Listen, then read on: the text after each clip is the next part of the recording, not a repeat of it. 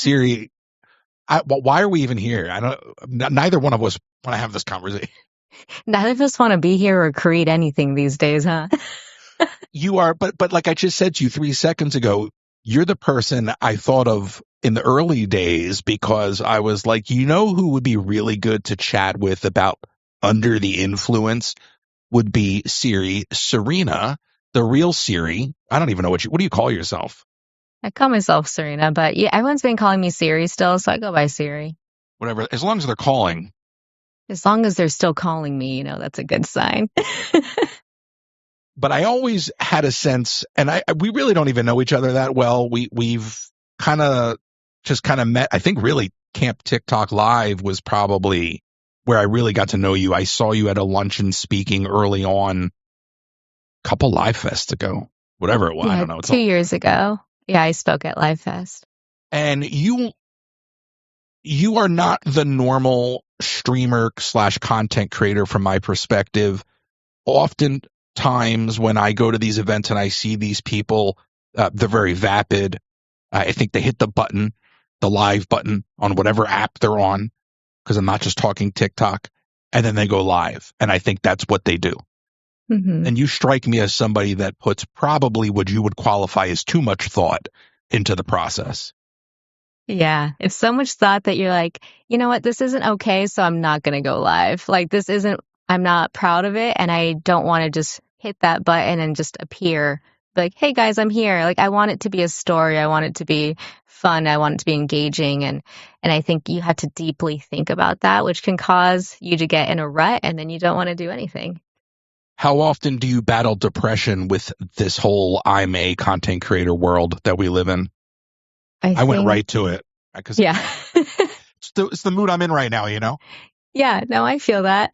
I would say this is going to be for every single creator out there. And maybe every single person's going to hit a peak, right? It's a peak of your content career. And I would say I hit my peak last year in March, maybe April. So it's been about a year, and I was just like on my high horse. I was doing so well. Anything that I manifested that I wanted to happen would immediately like that. Like I would just work towards it. It didn't matter.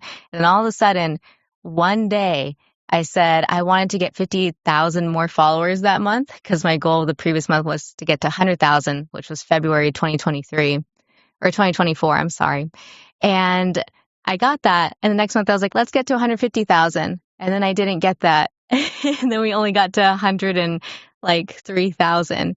I was like, why is it so hard to grow the account? And then suddenly views dropped, diamonds dropped. And then I realized it didn't matter that I was putting in 100 hours in this app. Like my goals weren't being achieved anymore. And from April 2024, I think I've just been in a depressive rut. And it's been hard because even though you're achieving things, like we met at camp, I think that was August 2024 for Community Fest. So that's still a massive thing. There was only a handful of creators there, and you and I were on that. And I was like, yay, we're still doing okay. And it's kind of, I guess like once you achieve so much, you start to feel numb to it in a bit. I just spoke about this earlier with another creator, but you start becoming numb to it and you have to create new experiences for yourself or you're never going to get out of that. And so I would say it's been a good 12 months since I've been in this creator depression, but some days just hit more than others. And not every single day is like, oh my God, this is miserable. But I wouldn't maybe call it creator depression. Maybe it's more so it's been 12 months of being very aware that you just won't always be successful. It doesn't matter how badly you want it. It doesn't matter how many hours you put in it. Sometimes things just don't work and you have to accept it. But you are clearly somebody, and you just said this, that can achieve whatever they set out to do. So would you suggest that maybe the reason that you had that experience, I mean, I wouldn't call it failure, but the reason you start to gauge things differently, whether it's monotony or what, because these people will show up and watch you do nothing. And here you are going, I'm not going to hit the button. Which, by the way, we have not talked about any of this ahead of time. I just sense it from you because I go through the same things. Yeah. And they'll take anything. And I'm like, I can't. It's cool to have hit these peaks. But what I'm getting at is you are somebody that can set a goal and accomplish it. So do you think at a Mhm. certain point you look at this and go, maybe success isn't even this? That maybe that's the issue? It could be that.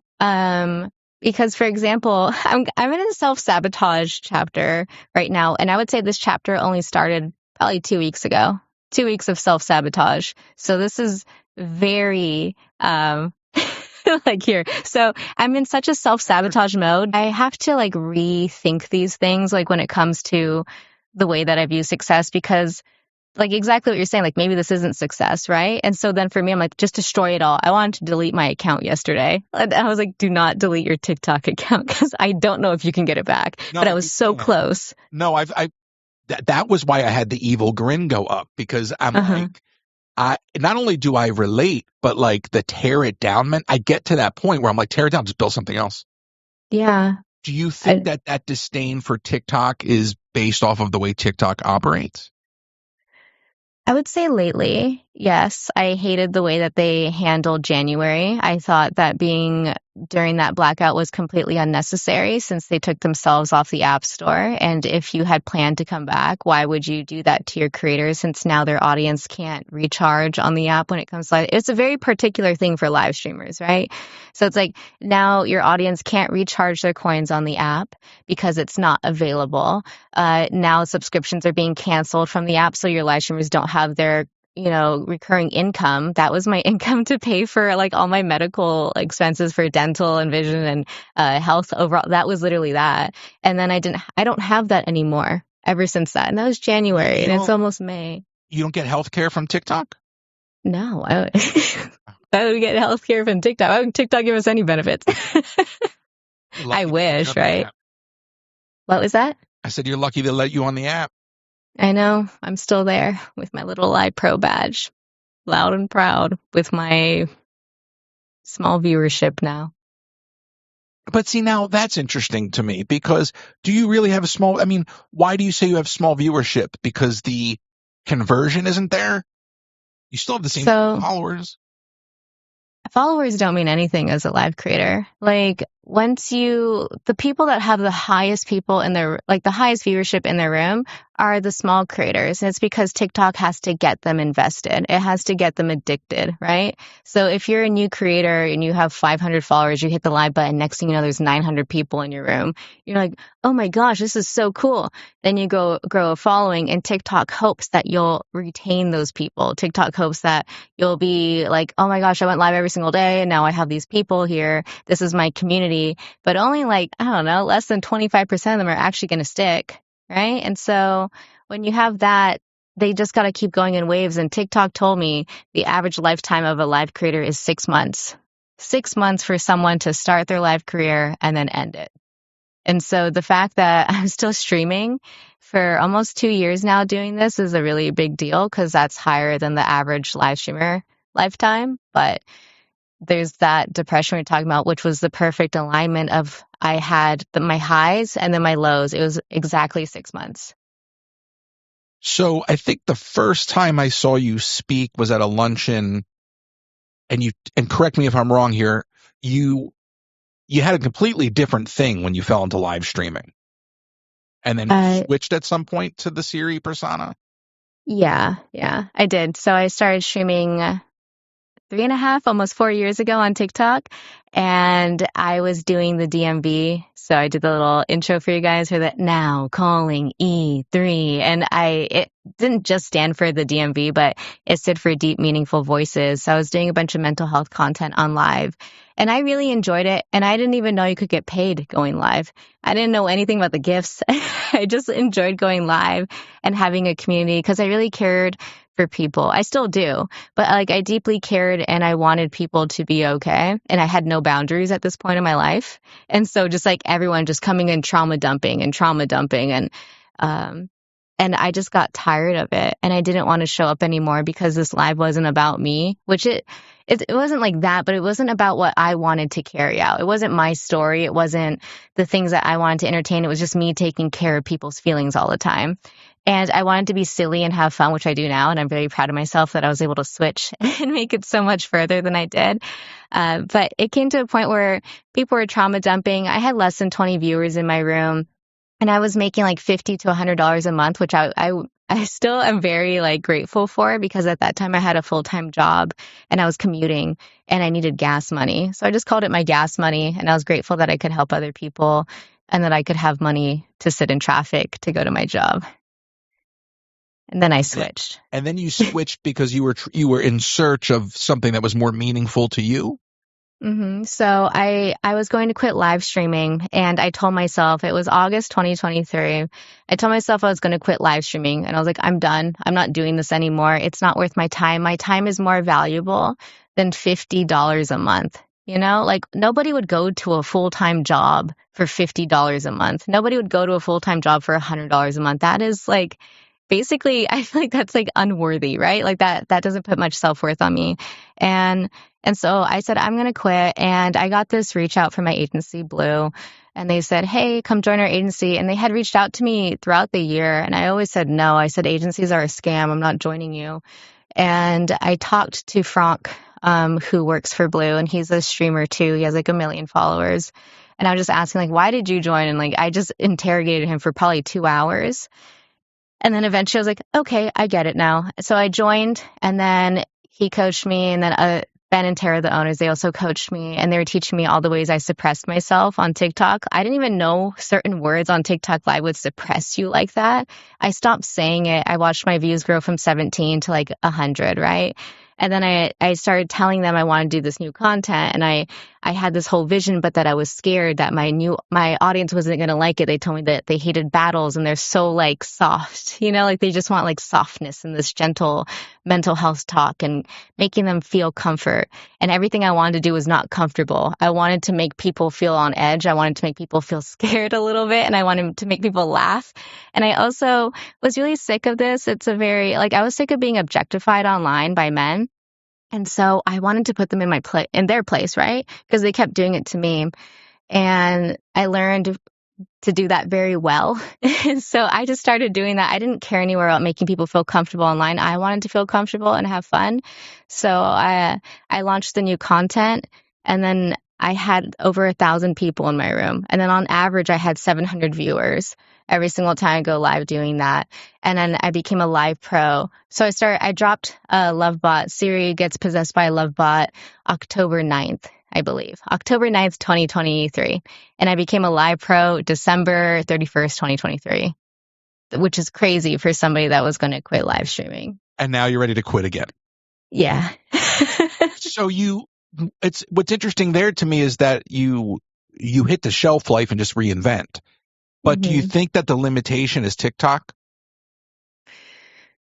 Yeah, sometimes I hate TikTok Studio with a passion. Every single time I go online, I was trying to think about this. I was like, I hate live streaming so much. And I hate that I do, because I love my community and I love creating fun environments, and I love just, I don't know, having fun. And I feel like with TikTok Studio, as soon as I turn it on, it absolutely kills my mood. And I'm like, I don't want to be on this. I want to get off.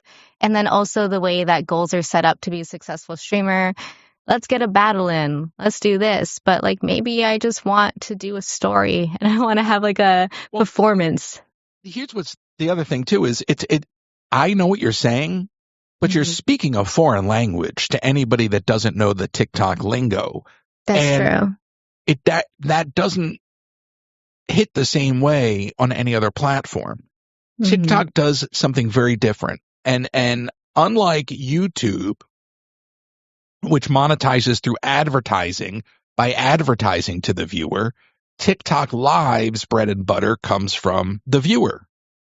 It's a very different relationship. And from my experience, and please chime in, they really care more about feeding that dynamic than they really do about nurturing the quality of the content, because to your earlier point, there is a shelf life. They'd much rather ride it and ride the churn than invest in quality content. Not that I think YouTube or any of these other sites are investing in quality content, but your metrics for success are different, because if you go over there and get tons of views, you get paid through the advertiser.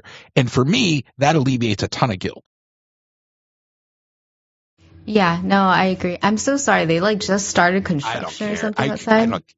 Siri, I could care less. I mean, Can you hear it though? let's go talk to them. What are they working on? What are you guys working on? You hiring? But yeah, so People here, we can. we're quitting our job. I'm kidding. We're not quitting. Yeah. I would say that TikTok is finally starting to. Okay, so this goes back to what I was saying. I'm very mad. Wait, can you hear that? It's horrible. I don't care. I just think it's great because, like, there was a time where that would stress me out.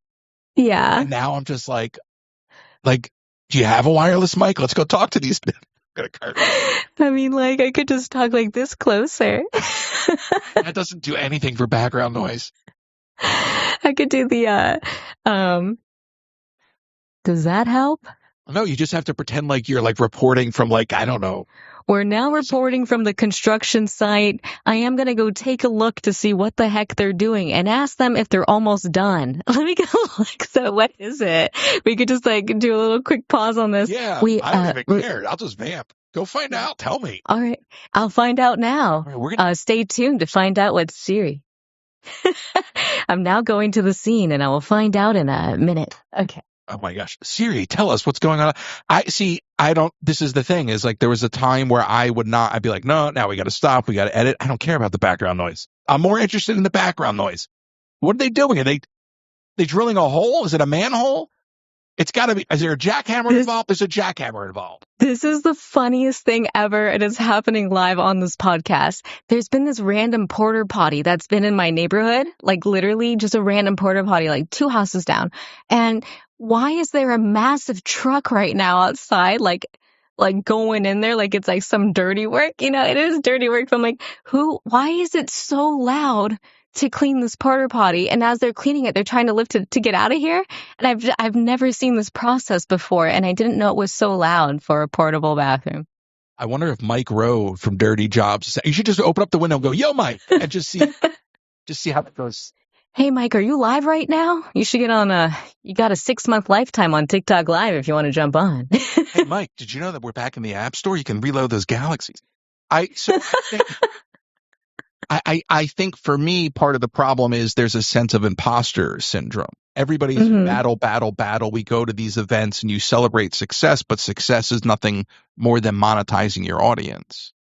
Yes, yeah. So going back to that, when we were talking about like your whole income is your audience, and all these other platforms use advertisements. So it's like, hey, you have this brand sponsorship. We're going to put an ad behind you. And I love that. And I want that so bad. I just want to do collaboration sponsorships. And I want the sponsorships to pay for me going live. I don't want it to come from my audience's pockets. Like, I feel dirty that way. Like, it feels weird.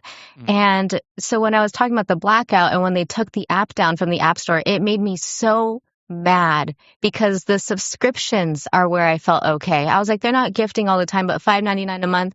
Okay. And then that was like an extra $1,000 a month from that was so helpful for me to pay off. Like what I'm saying, that was my medical expense payment. And now I don't have that. I only have like, I don't know. It doesn't matter, but it's just like that's gone.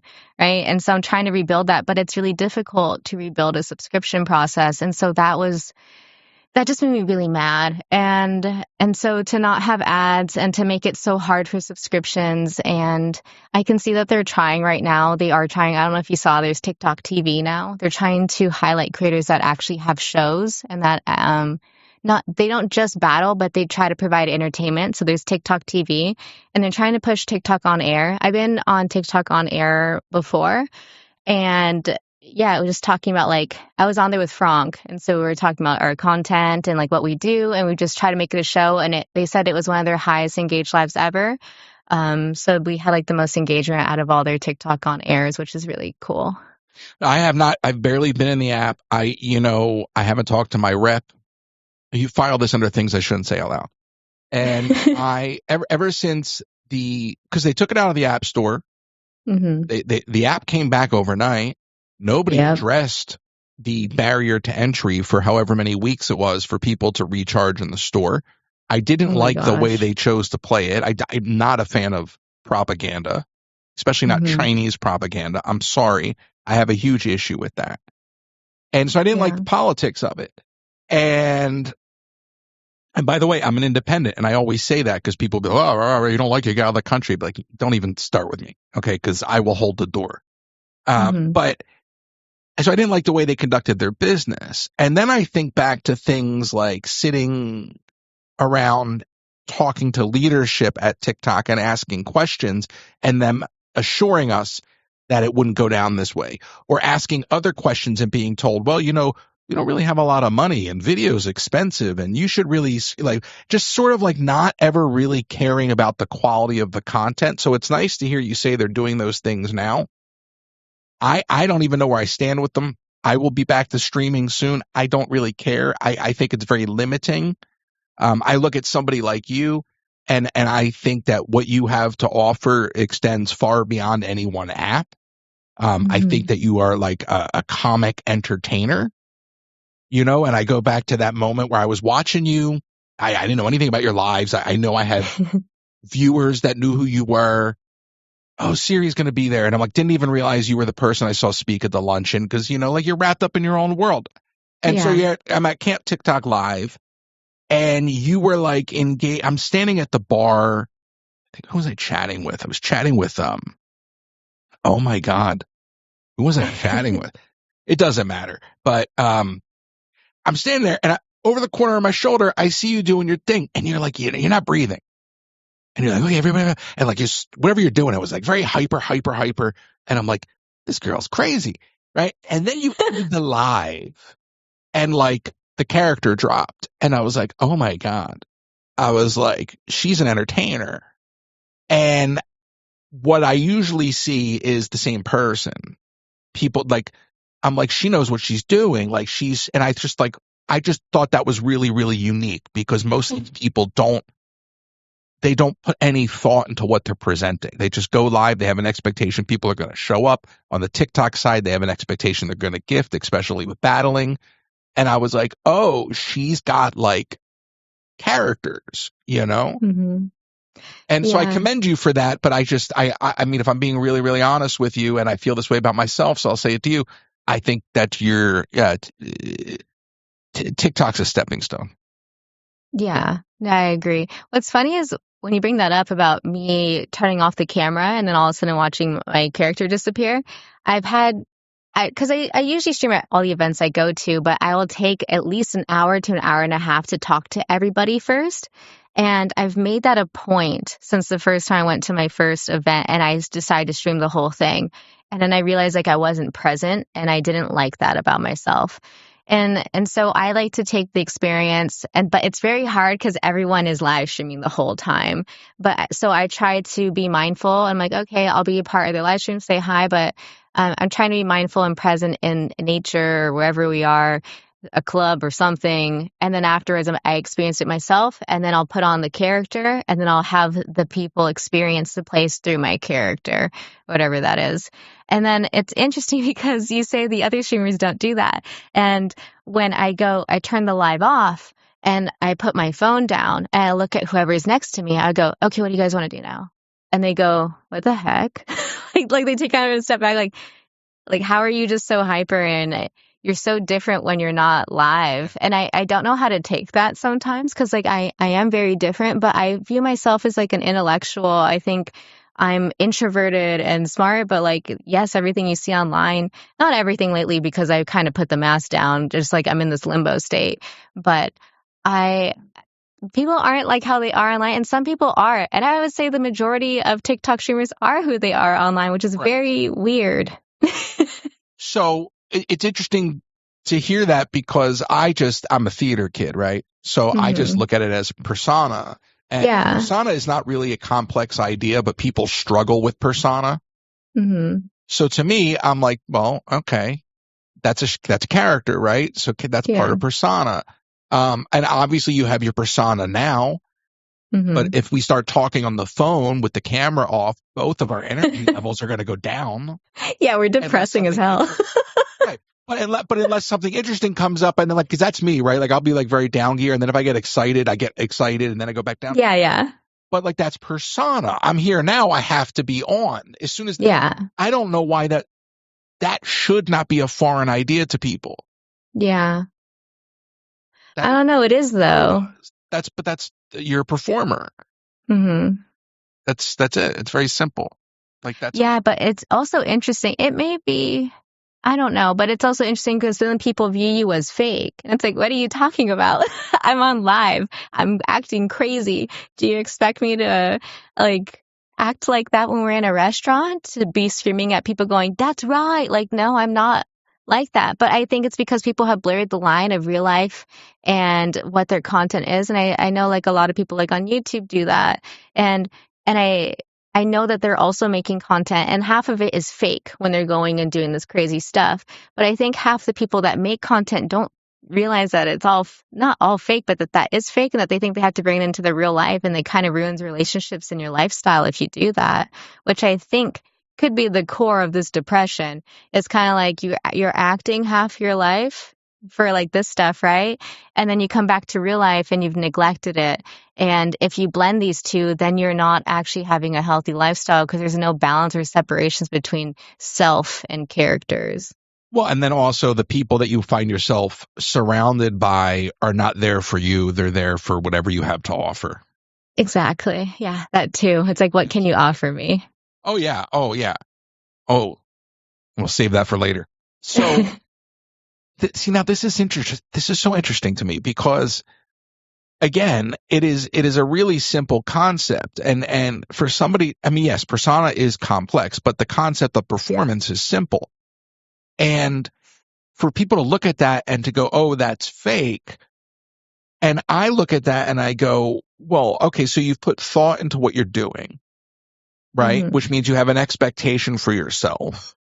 And I guess this is my TV background kicking in, but half the things that people would call fake get a free pass on TV. But in the social media world, because people think everything should be genuine and real, they get called out for it. Example, you shoot a video yesterday and put it out like it's today. Everybody under the sun will call you out for that. But they do that every day on TV. And they act like it's, oh, hey, happy Easter, everybody. Oh, we shot that Saturday night. We're just Or like, Saturday night. yeah, the seasons they're filmed at what, years ago?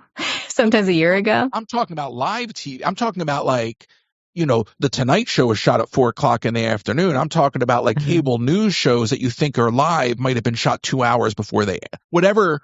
I don't know the exact, time delay on these things, but like as a TV production person, TV is faked, right? But it's not fake. It's produced. Yeah. You get in that world of social media. Now the lines are so blurred. And the other problem is people have no lives. So they get obsessed with everything you're doing wrong. And they don't care about what you're doing right. So they also get obsessed with your numbers too. They're like, you fell off. Your numbers were much higher. I'm like, what? You're back. So how about this? I've had people message when I was at one of my peaks, because I've torn it down and rebuilt the subscribers many times. I've torn it down and rebuilt it many times. They'll message them and be like, look how much, here's a link to a public chart of how much money this guy's making. You shouldn't be giving him your money. Oh, wow. Like, if you got that much time on your hands, I feel sorry for you. I mean, there's sites dedicated. I don't know if you've seen it, but there are sites dedicated to like the daily ranks and things like that on TikTok. And so it'll convert all the diamonds and it shows how much money each creator made each day. And it's like, okay, it's not that hard to convert your diamonds anyways, like if you really cared. But like everyone knows how much money you make on TikTok, which is also really weird.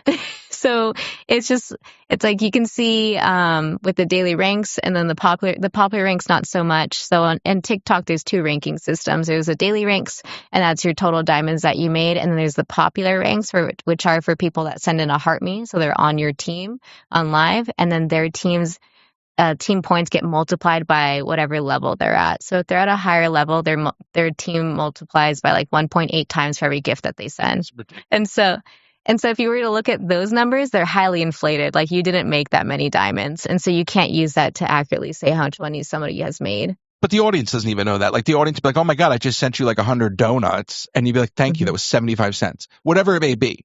Like people, it's all because of the layers of separation. You've paid ahead of time, then they change it from this to diamond to coins to diamond. So people don't know. By the time they're sending you stuff, they don't even know how much they're giving you. Yeah, and then also the way that TikTok updated their pay scale is incredibly hard. Like it says like, oh, just make sure that you get 5 new followers per live, and I think it's net, right? Where even if you gain 5 new followers, if you lost 10, you're at -5. So now you have to gain another 10 back. And if you don't have that, you're not going to get that 2.5% payment for your This is why they need to ban the app. This is stupid. Then none of this has anything to do with content. None of this has to do with quality of content. None of this has to do with a good viewing experience. None of this has to do with proper monetization. None of it's scalable from the pure business perspective. There's no aspect of that scales because you have 2 or 3 heavy hitters. And now we're talking again in a foreign language because it's TikTok live, but we'll get out of this in a minute, folks, I promise. Yeah. But now you got 2 or 3 heavy hitters that come in there. When they're gone, you're stressing. And I mean, I know we can both speak to this. They're gone, you're stressing. Then you get the new people, they come in, right? And then so it just becomes this parasocial relationship you're feeding and everything. I firmly believe it is all Chinese warfare. I think it is socioeconomic warfare. On the viewers, or I don't know. I think TikTok as a whole is it's like digital warfare because they're sucking money out of all these economies from the viewers. Okay. And they got all of these creators around the world as 1099 work for hires, make working for them, making 60% for them, 40% for whatever for the creator, shilling for China. And China's got all of these people glued to what I call tiny television. They're glued to it. There's no quality to it. They're sending their money. Now, if you go over to YouTube, you can get an education on YouTube for free. But you go to TikTok, it's all about taking money from the audience, and it's putting money in the pocket of China. I would say, though, based off what I know, is that America isn't the top streaming country. Like they said that we're very far behind. Like Americans don't care about quality content. Like that's what I've heard. Like Americans don't care about it. They just care about making money because of our economy and the way that capitalism runs. And so Americans are very like super focused on battling. That's what they've like noticed in the studies.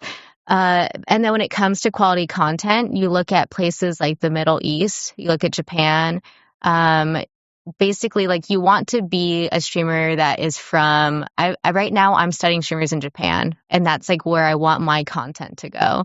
And so like I think like we could look at that viewpoint, but I also just think that's the American standard, is just let me just get on so I can make as much money as possible in the worst way to do it. Like that's kind of like the standard, I think, in American. Like we just want fast money. We want fast money, we want instant gratification. Yeah. But the app as a whole is designed, no matter which, outside of the United States, no matter which country we're in, it's designed to take money from the viewer. Oh, definitely. Yeah. You want. Oh, sorry. Go ahead. No. We have a little delay. I hate delays. I was just going to say that's for me the issue, right? It doesn't matter what viewer we're talking about. China is taking money from everybody. I would have you talk about guilt. Put me on YouTube. I could put myself on YouTube, but if I'm over on YouTube making money from advertising, I don't have that guilt. Yeah, that's how I feel about Twitch. Like Twitch, I feel I used to stream on Twitch, so it was Twitch before TikTok, and I feel really like good about it. It's like, hey, if you're watching and you can't support through a subscription, then guess what? You can watch a few ads like while I'm live streaming, and then those ads contribute to paying like for me to be there. And then if you don't want to watch the ads, hey, get a subscription. And I really like that model. I think that's a great model. And I don't know why. Maybe we can have ads in our live streams or something. And I know that they're trying to boost subscriptions when it comes to TikTok Live by now pausing the live. Like before, you could watch a sub-only live and you just couldn't comment. But now you only get a 1-minute preview and you can't watch the live anymore. And so they're like, it's a new update. They're making it so complicated. They don't need to make it so complicated. They need to give us. Well, I haven't streamed in Lord knows how long, but they need to take care of the real features. The issue that I have is when we're sitting there with leadership at TikTok and asking for help on real issues like data management, like real things, like content management. they can't help. But when it comes to here's 5 more ways you can get somebody to give you their hard-earned money, they're all over it. So Yeah. I just take umbrage with that. And I that is my self-destruct mode of tearing it down, because when they pulled those shenanigans in January, I was like, no, I'm not going to go through the emotional roller coaster with my audience for the next however many weeks this has to be. Y'all figure it out, and then I'll decide what I'm doing. Yeah. I think a lot of people felt that way and shared those feelings and went to their own other platforms. And I like myself, I looked at YouTube and I made some shorts, and I was so excited that one got over 10,000 views already. And I was like, okay, success can be at other places. It's not just tied down to this one. And so that gave me some hope of like, okay, we can do that. And I unlocked live streaming on YouTube, and those gave me steps to secure my features somewhere else. And like you were saying, TikTok is a stepping stone, and a lot of apps have been out there before that are no longer there. For example, I just went to the Cheer Choice Awards. I was nominated for Streamer of the Year. Cheer Choice is kind of like a red carpet for positive streamers that spread kindness among social media. So I was there for live streaming, and they had a section of the show dedicated. It was a comedy piece. It was a section dedicated to singing about past apps that are no longer here. So there was like MySpace. There was what is the one with the V? That Vine.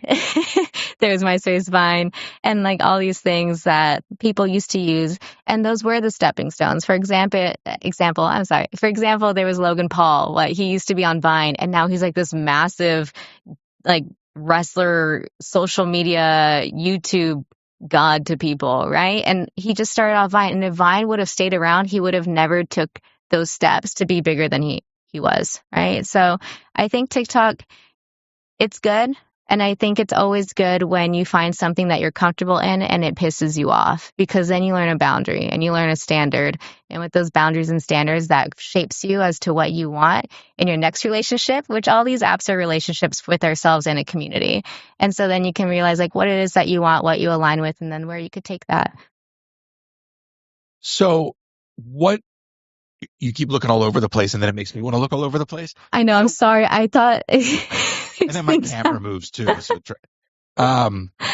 it's the shiny object syndrome. I also have a lot of things lit up in front of me too. So same.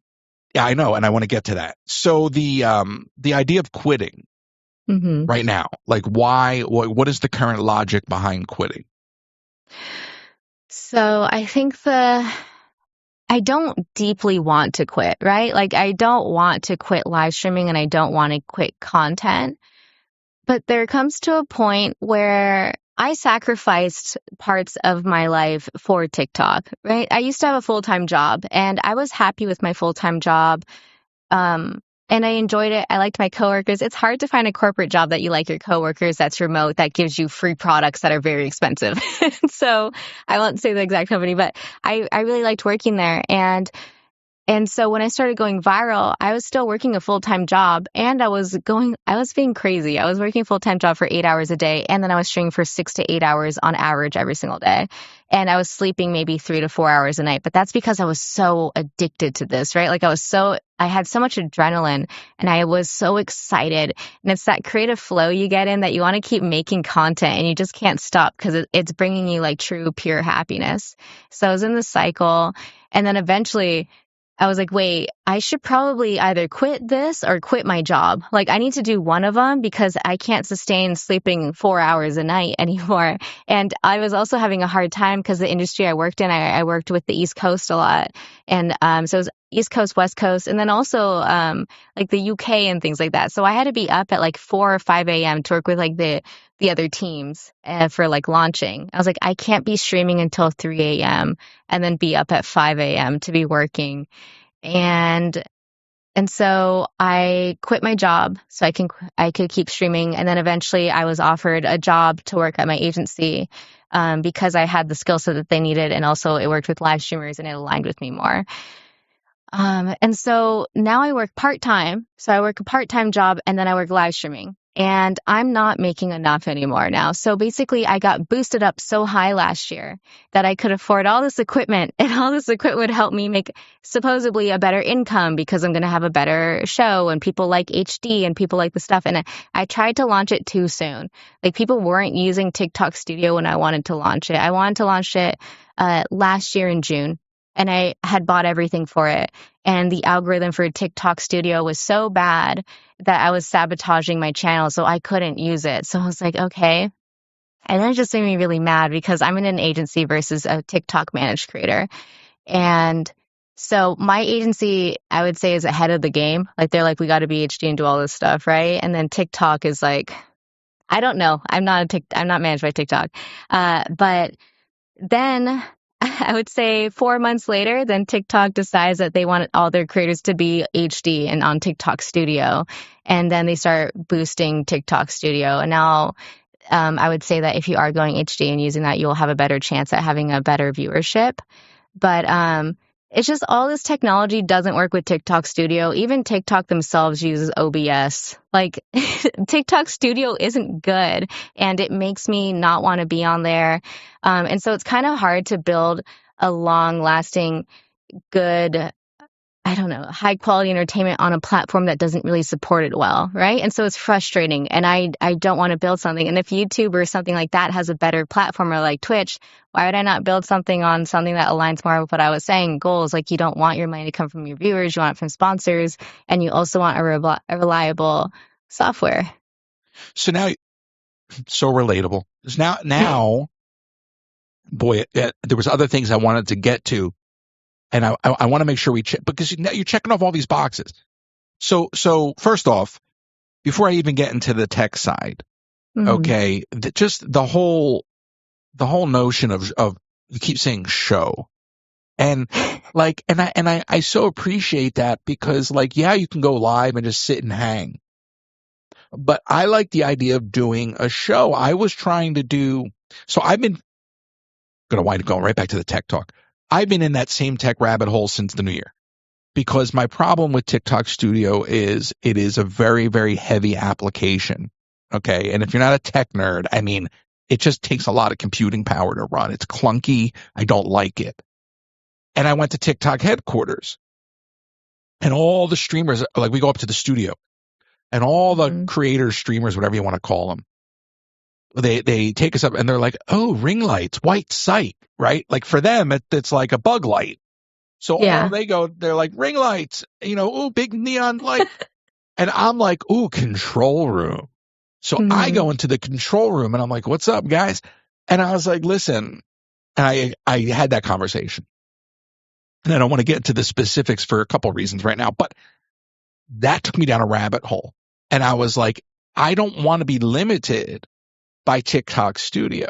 So then I found out how to circumvent it. And then I found out how to reincorporate it. And then I wound up teaching I wound up building a computer just because I needed a new computer. And then the girl's like, well, why don't you just build one? And I was like, it's probably, I mean, I could save a whole bunch of money, and I know I could, I've never done it. So I was like, okay, do that. And then I was like, then it was one more thing. And then it was one more thing. And I'm like, I can't be live going through this tech discovery process of wanting to be a better content creator. And I also, because of the uncertainty of TikTok, can't allow TikTok to get in the way of my workflow, even though it's literally in the way of my workflow because of the TikTok Studio OBS conversation. Yeah. Which again, most people have no idea what we're talking about. So it just became this tech creative battle.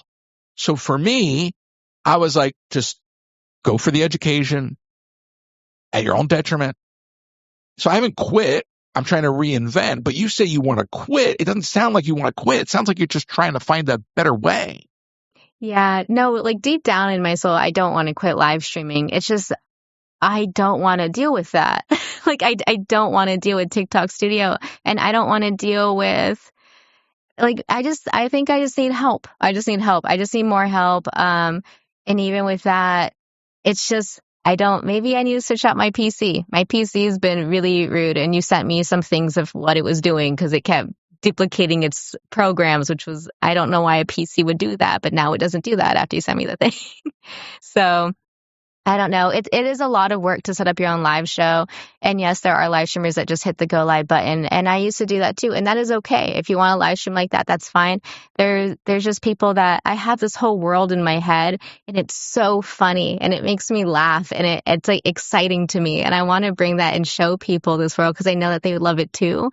And you never know who you're talking to when it comes to your live streams. I see messages from people saying that they're watching from their hospital bed, that they've been diagnosed with a rare disease or cancer, and like watching me and Larry is the best thing for them that day, and like happiness is good for the health. And so it's just interesting how I help more people by doing this, and I don't want to just disappear. Like, yeah, there's that parasocial relationship, and it actually kind of hurts when your favorite creators don't show up anymore, and you kind of wonder, like, where'd they go? How are they? I want to know.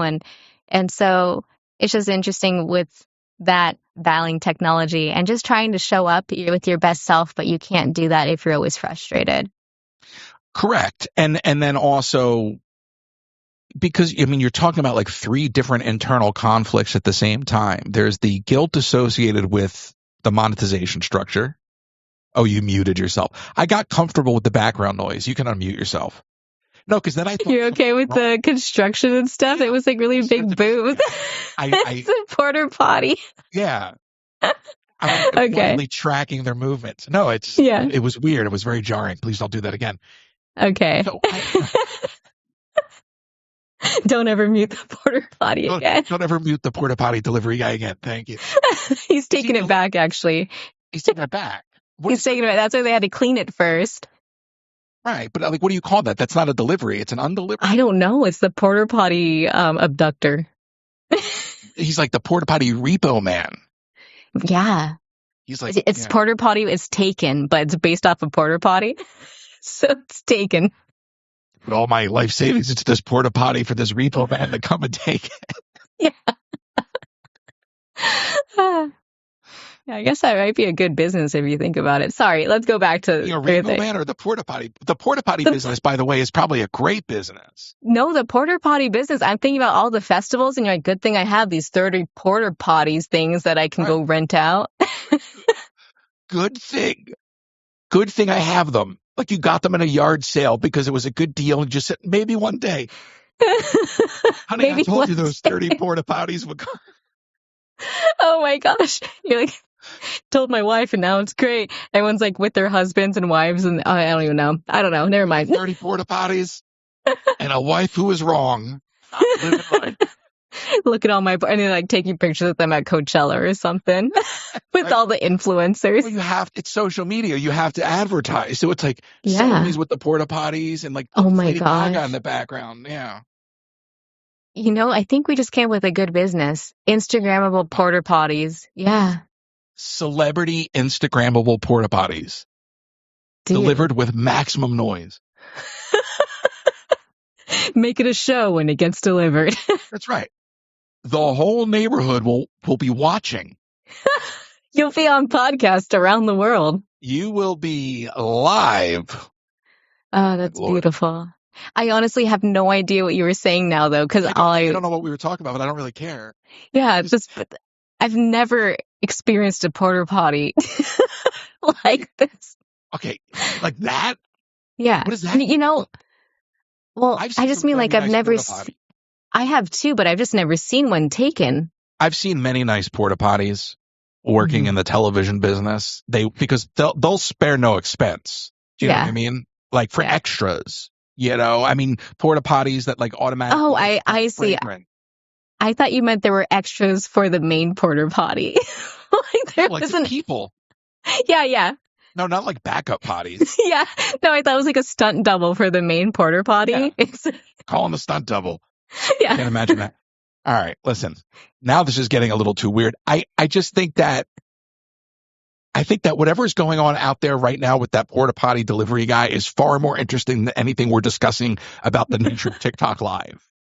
Yes. I think that I would love to interview him about his day and just put it on my live stream. I feel like people would love that. Oh, I just heard another boom. Would like that more, You drop the porta potty? You want to go check? I'd rather imagine it's just covered. Yeah, then you can't go look because then you'd be obligated to help. Yeah. No. And I don't have a hose. Yeah, I don't. No. Yeah.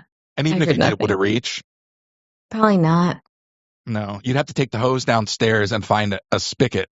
I almost said an outlet. That would be the wrong thing. Get an outlet and a tripod and just like, hold on a second, set up the phone, make sure I'm on TikTok Live. Yeah. Oh, I thought you were here to help. No. This is going to go viral. I got content to make, dude. I got to post 3 times a week if I want any audience at this point. You're bringing me out of my 12-month content depression. For real. I've been depressed for a year. But you getting crushed by that porta potty is the highlight of my year. That'd be amazing. Sure, you'll never work again or walk or have children, but I'm crying laughing. He's banging again. Yeah, no, that's great. But, I have no idea what we were talking about. I have no idea. I think it was about subscriptions and quitting, and that I didn't really want to quit. And you think that being platform agnostic would provide you a bigger sense of security? I think so, but also it's so hard to gain traction on any other platform. That's the thing where TikTok gets you. They have a really good algorithm, and you can get lots of viewers that way. So yes, you can get them all there, but it's also really hard to put them on another platform. And so I just kind of have to figure out like what that is. And I still really like TikTok. It's just that I wish that they would let us just stream directly from OBS or let us just not use TikTok Studio. I just wish you would get Larry out there to interview the porta potty guy. Like that's content. Like Larry out there with a little microphone live on the street. That's a show. Oh, yeah. He's here. Hi. How you doing now? Okay. I didn't think he was going to show up today. Yeah, no, he's watching them right now, so he has things to go do. All right, so Larry on the scene. Yep, Larry, go back over there. Okay. All right, bye, Larry. Back to the river, Larry. Go back. All right. Wow. Yeah, so celebrity cameos and everything. So, honestly, he should do cameos. I'm going to start doing that. Thank you for that. I think you should. Yeah, Larry cameos. So, yeah, where do we go from here? There's so many places to go. So being platform agnostic is one of those things that I feel like would free up not just the guilt, but free up the depression, at least speaking personally, because I wouldn't feel relegated to the monetization structure of TikTok. Mm-hmm. I would be freed up feeling like I'm beholden to any one pipeline. I feel like with the OBS TikTok, like that just becomes a pipeline, right? And sometimes I'm like, I just want to make a video. And then sometimes I don't want to make any videos because the tech just makes me hate everything. Yep. But I also think that being platform agnostic would then, I think it would just kind of free you up to I don't know what I'm trying to say. If I'm trying to say it would free you up to do more shows, or if it would just free you up to, I guess what the problem I have with the concept of being platform agnostic is how do you get there? Like, it's cool to be like, oh, I'm not beholden to TikTok, but how do you convert? People always say, oh, where are you going to go when TikTok goes away? Probably nowhere, because to get 600,000 followers again somewhere is such an uphill climb. I don't know if I want to put the work in. Yeah. So I grapple, like, I don't even know what the question is. It's just, I think I obsess with that sometimes. Like, I could have, would have, should have, but it didn't work out that way for me. Like, TikTok was an accident. I mean, if I think about it, because people love saying that, what are you going to do when it gets banned? Huh? You're wasting all your time. It's like mocking you, right? And I just think about this. It only took me 3 months to get a Live Pro badge. And all I had to do was change my content. I only had 10,000 followers in the beginning when I did that. And then I gained... It doesn't scale. What do you mean? It doesn't scale. You can't sustain that for... Oh, yeah, no, I know. But I'm thinking, like, what I did. And so it's like you have to think of the plan. The plan was I hated AIs and NPCs, right? And when you think back to when I was giving that speech, like the whole thing I did was cyberpunk look. So I did a cyberpunk look. It looks like I'm super AI, that I'm an NPC. And at that time, it was trending so high. So every single time somebody saw me and they saw me saying, sorry, I can't find that. And they would think like I was trying to be an NPC.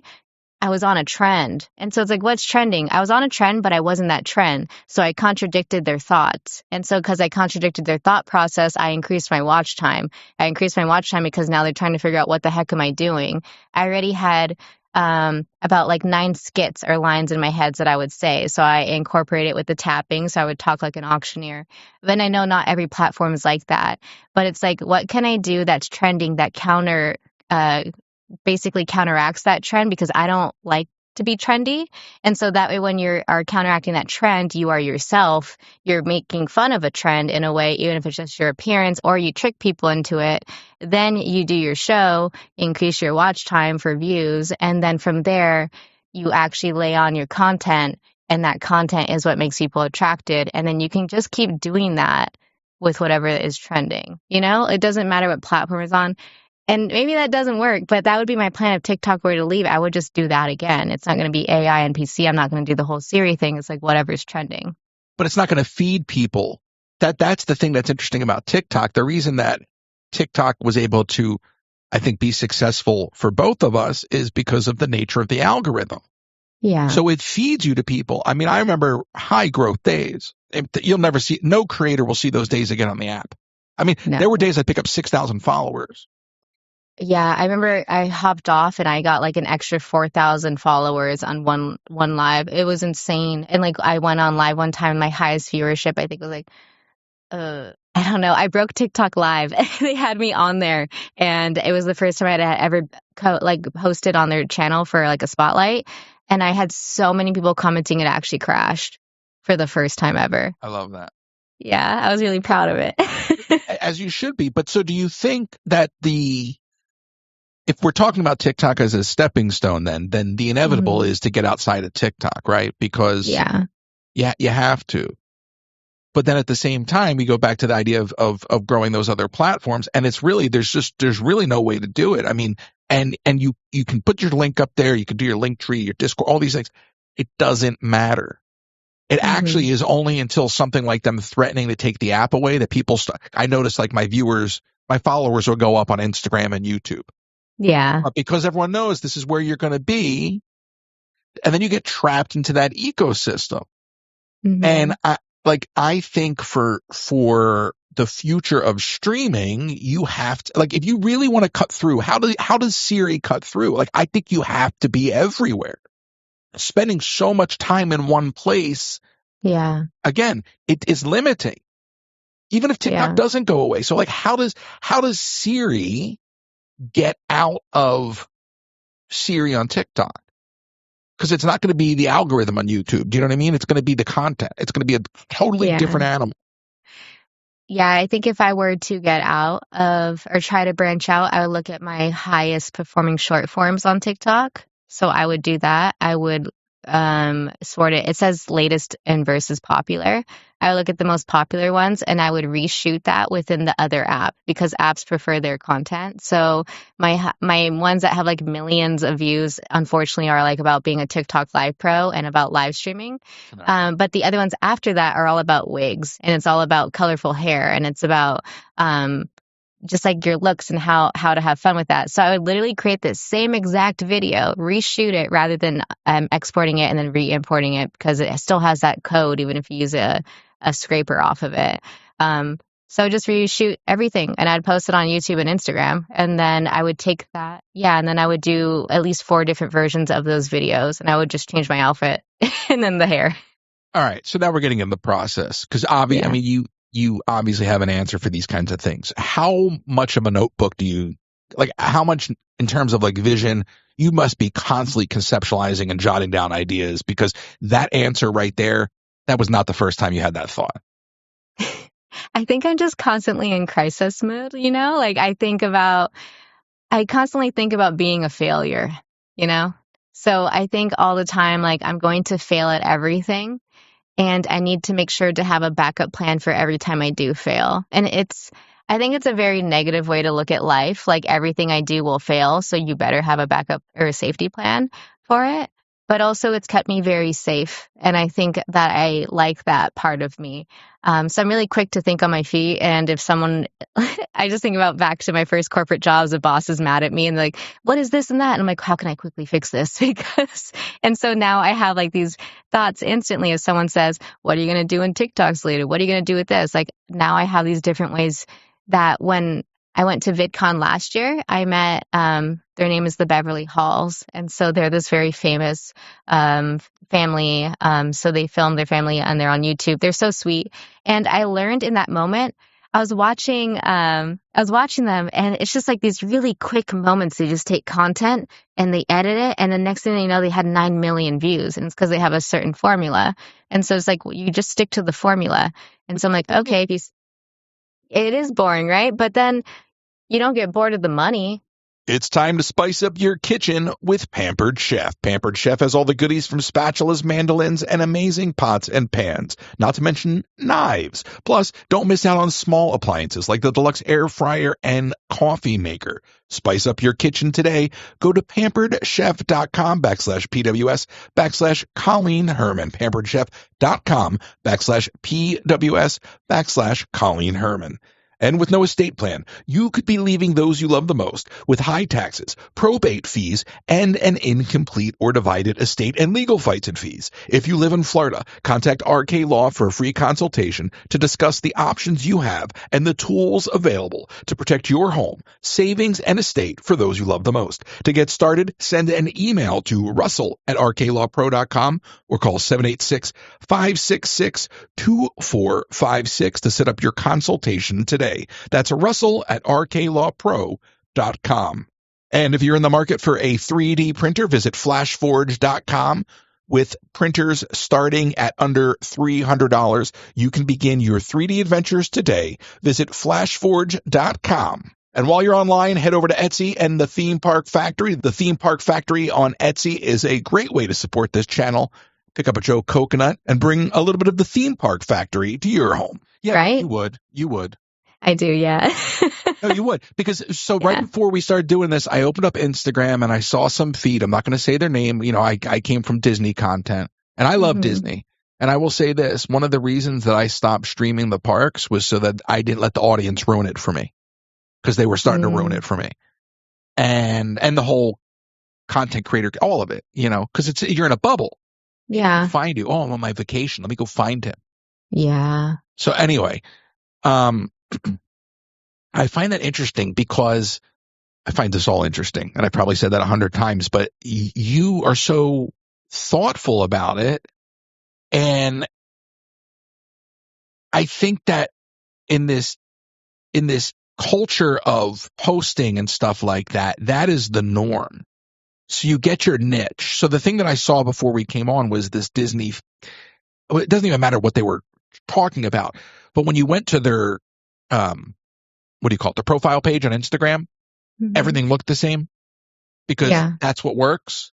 Yeah. Right. And I'm like, that's great. They're monetizing that. They're making their money. I'm like, that's cool. I should have just been doing that. And then 2 seconds later, I'm like, you would have gotten so tired of doing the same thing. Like, in other words, you're one note and you are not a one note person. So when you talk about people like that who are making these posts, posts to me are like advertising. We were joking about the porta potty guy, but like posts are advertising. Social media is advertising. I think where you and I probably are similar in our mindset is that you want to do a show. Yeah. Not go live, not post a video because it's trending. Yeah, I could do all those things. Here's a behind the scenes thing. Here's a rant. I could do all that. But like put on a show. And I see these like people, these Twitch streamers that have all these huge numbers and they don't do anything.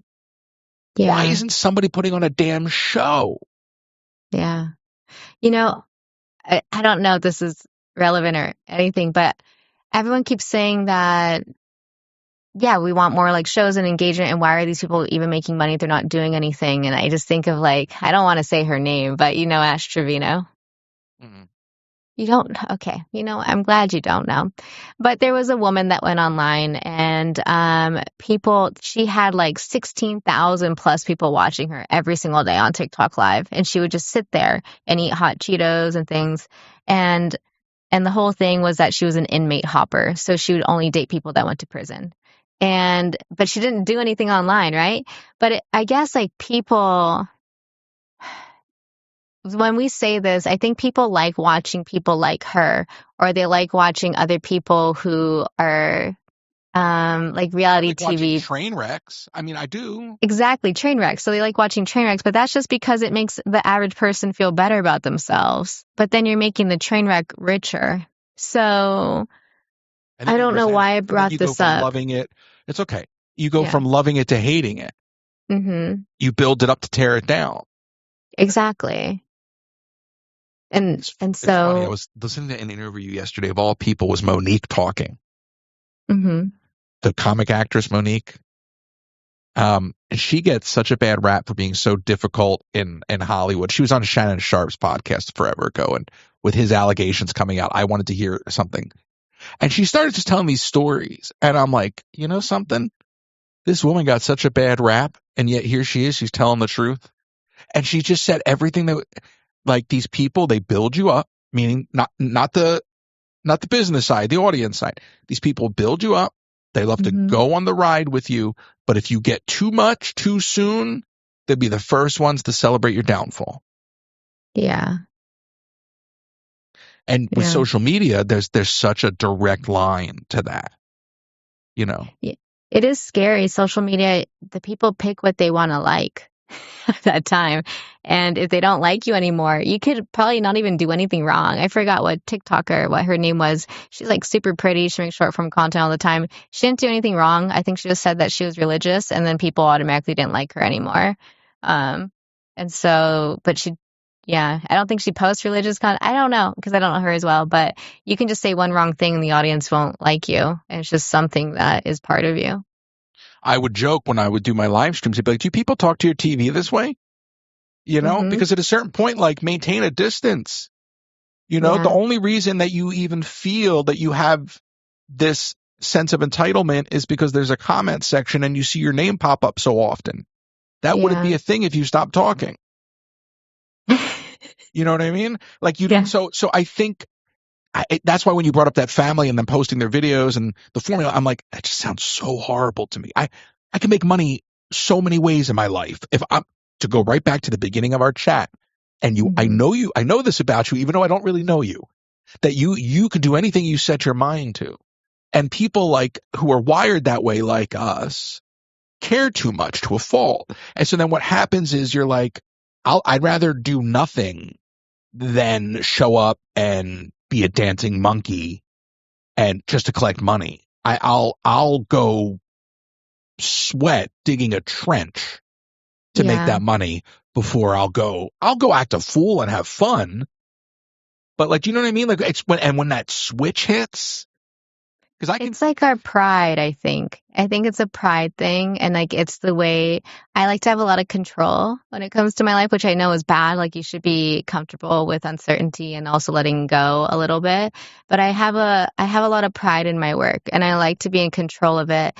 And also, I like having a show and characters because I believe that protects me as a person, rather than having, I guess, like, just popping up and being like, hey, I don't know. Hey, this is me. I'm here to battle. Like, that's what she's like in real life. I'm just talking like this all the time. Because I'm like, why are we bad? Like, I'm not going to fight you. It's weird. Exactly. And so I just think, yeah, I like to be in control, and having a show is me in control. And when I have that, I can like set certain things and have the feeling and have the characters, and it brings me pride. And it also is like, I don't know if too much pride is a bad thing, but like, I want to have a good show and I want people to have a good time. And you can't control people like your content or not, I guess, but would like to but you don't want to have do the same something. thing. I'm sorry. You don't want to do the same thing over and over again. No, I don't. And so, yeah, variety is a good thing. And I'm tired of doing the same thing over and over again. Like, I got bored of it within, I don't know, 8 months. And people are like, you still don't do the Siri voice. I'm like, I don't want to do the Siri voice anymore. Like, I will sometimes, but like, I don't want to do it. And I don't want to do the same lines I've been saying. And I don't want to have the same looks anymore. And I want to branch out and have a new vibe. And I think that it's okay to maybe have a different show each quarter or something like that. Maybe if I think of it more as like a business way of like, what's our quarterly goals this Q2 and Q3, and what am I going to do? And what is that? What's our campaign? Like in the beauty world, it's like, okay, for Q1, you're going to have your after holiday de-bloating, de-puff looks, and what kind of clothing are you going to wear, and how, like, do you feel? And so I think your lives should be the same thing. What does your quarters look like? So I'm going to need some depuffing advice. Just remember to text me later. okay. Your Amazon storefront. I need some affiliate links. Okay. I need to get back to the affiliate code. Yeah. See, I tried to build all these things up, and it's just too much for one person. And then it's like, it doesn't convert. And see, for a guy, it's different. I can't do makeup. You do makeup all day long and clean up on Amazon. Yeah. I mean, being a woman in social media has got to suck. It sucks. That's why I did what I did. And I try to be intimidating online. Like, people, I think that honestly, when I view the way when I go online, when it's my channel, I get far more respect than if I'm on someone else's channel, because of the way that I built my community and the way that I hold myself online. Like, people know who I am and they won't mess with me. And even so, like, when I'm battling new people, if they don't respect me right away, I will disrespect them back. But in a classy way. I'm not trying to be in arguments or such, but that makes people respect me. And it shows that I have boundaries online. Like, I'm not here for you to objectify me, for you to tear me down. You cannot speak poorly to me. And if you want to have my time, well, then you better like be engaging, and you better go along with the show. Because if you're not going along with my show, and if you're not talking to my shark, and if you want to call it a dumb shark, or if you want to say, get the puppet off your hand, or talk shit like that, I'm like, you're ruining the mood. And I'm now going to use... Yeah, some people used to say that. People don't say that anymore. But some people that meet, like, they'll be like, oh, you're stupid shark puppet, or they're just disrespectful. So then I'll use Larry to talk shit to them. Like, he'll be like, I don't know if this is going to go through, but he'll be like, are you doing that? Start cussing at them. I need a mute. I don't have that. Yeah, that was great. I can give you this. All right. But yeah,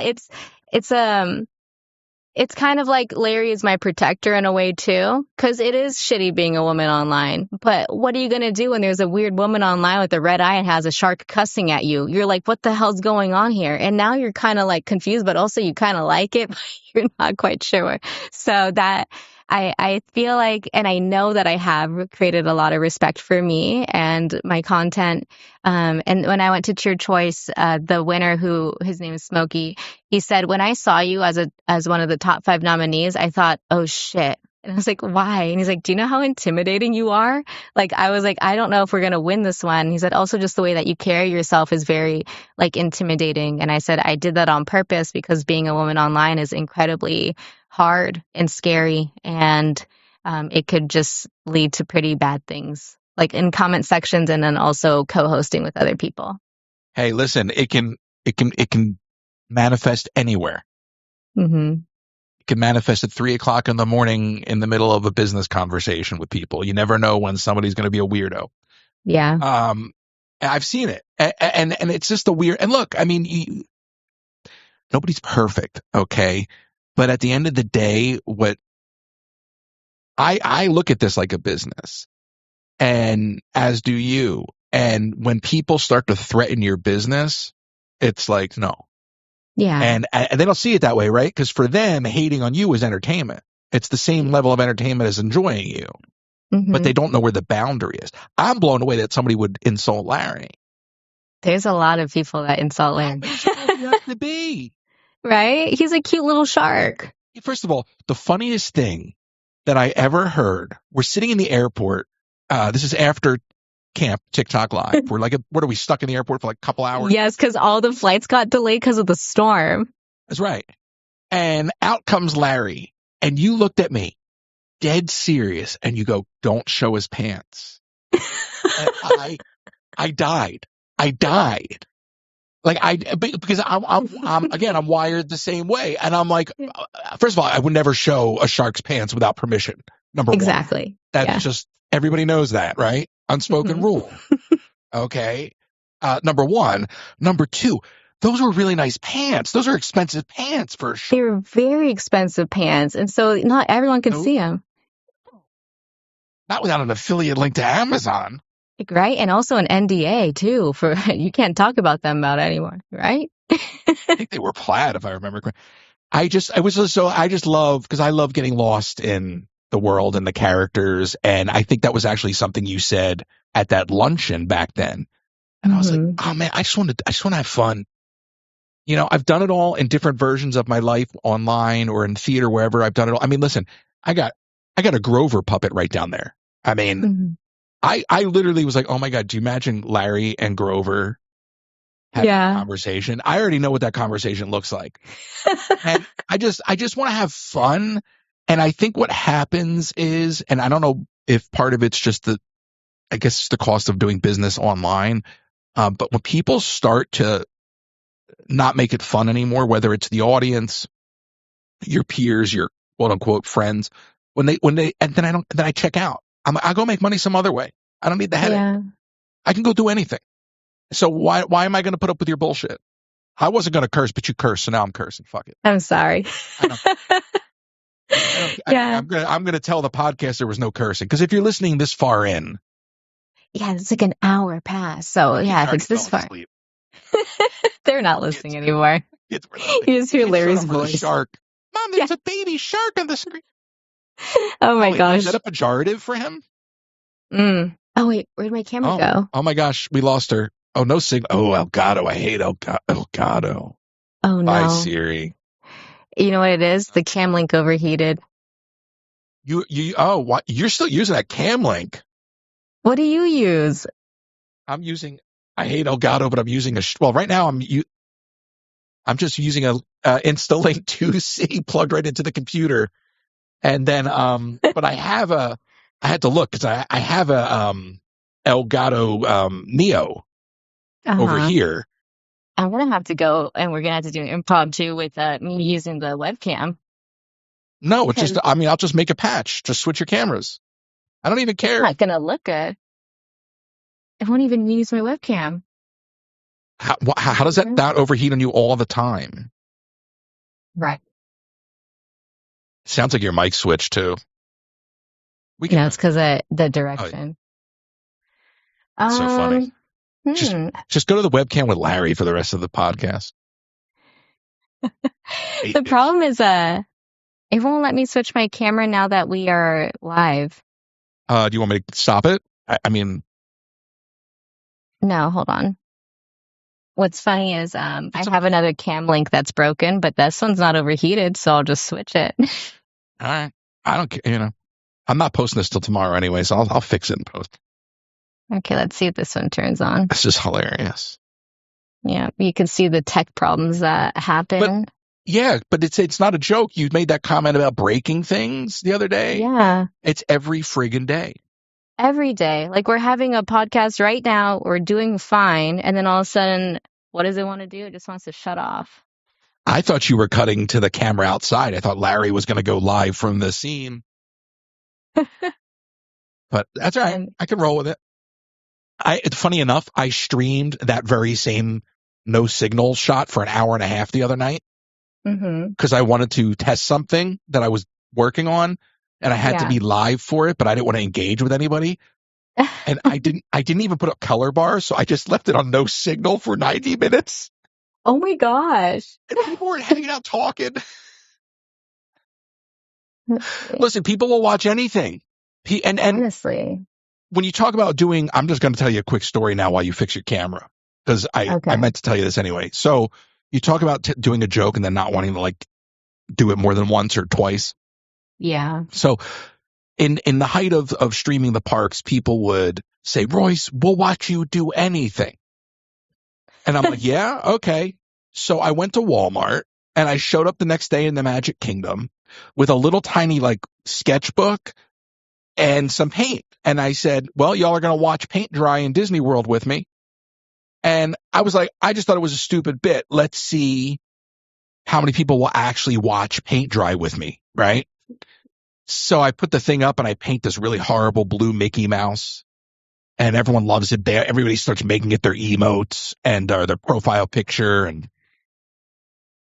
of course, it was a huge hit, and everybody asked me to do it again. You got to do that in every park. I never did it again. The paints and the book are still sitting there. I used it once, never did it again. Yeah. Best thing to come out of that moment.